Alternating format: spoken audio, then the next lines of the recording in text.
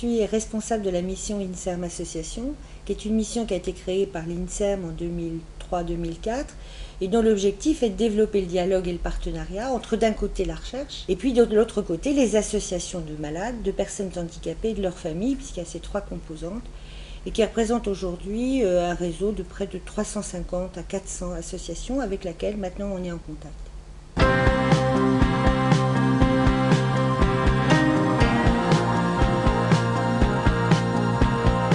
Dès lors qu'on a compris que les associations de malades sont des vrais partenaires de la recherche, on a tout à fait compris également que les associations sont des médiateurs incroyables au niveau des malades. Ils ont des sites web, ils font beaucoup de plaquettes, ils ont tout un travail d'animation de terrain absolument fantastique. Et donc, dès lors que l'on reconnaît ce partenariat dans le champ de l'information, on a mis en place des grands programmes de formation pour essayer de les aider à identifier les concepts clés, à comprendre les méthodologies, à mieux capter les langages qui sont utilisés dans la recherche pour qu'il puisse y avoir un échange plus facile.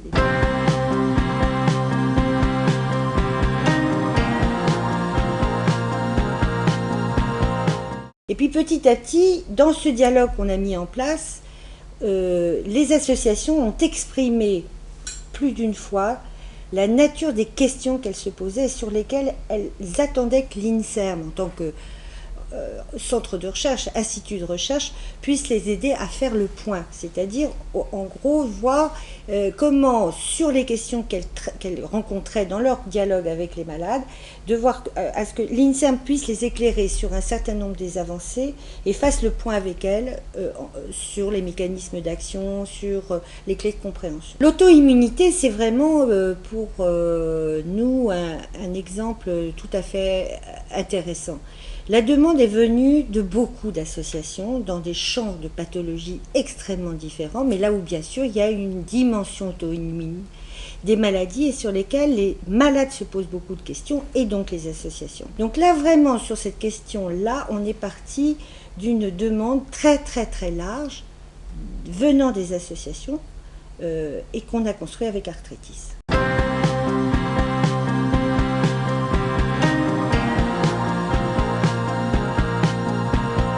Premièrement, Arthritis, avec l'INSERM, on a travaillé dans le cadre d'un comité éditorial avec des scientifiques et d'autres associations pour partager le questionnement entre les malades et les scientifiques. Il y a un accord financier, c'est-à-dire qu'Arthritis et l'INSERM se sont mis ensemble financièrement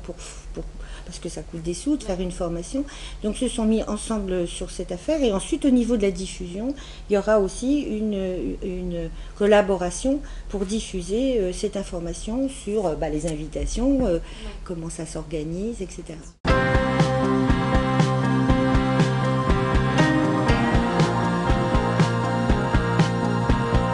Depuis 2008, en fait, on est en contact avec la mission INSERM Association à Paris, et notamment Dominique Donnet-Camel, qui nous a demandé en fait d'encadrer des formations théoriques sur une journée. Ça s'adresse en fait, dans le cas des formations qu'on va encadrer sur les maladies auto-immunes, à toutes les associations de maladies auto-immunes. Donc c'est-à-dire pendant une journée de formation, je vais avoir en face entre 20 et 25 participants et qui viennent à la fois d'associations de spondylarthrite, B7, polyarthrite, donc un large panel pour chacune des sessions, un large panel d'associations de malades. L'idée de ces formations, c'est de donner en fait aux participants des clés de compréhension sur les maladies auto-immunes, donc d'expliquer forcément en fait les bases d'immunologie, comprendre les différents acteurs du système immunitaire, et puis après de discuter en fait des dérèglements, donc toujours par le biais de la théorie cette fois-ci, les dérèglements qui sont mis en place dans le cas des maladies auto-immunes et les différents traitements actuels et les pistes de traitement. Donc c'est pas un cours académique, on essaye surtout de le faire, on l'a digéré en amont, on essaye de retirer le maximum de jargon ou alors de l'expliquer vraiment simplement.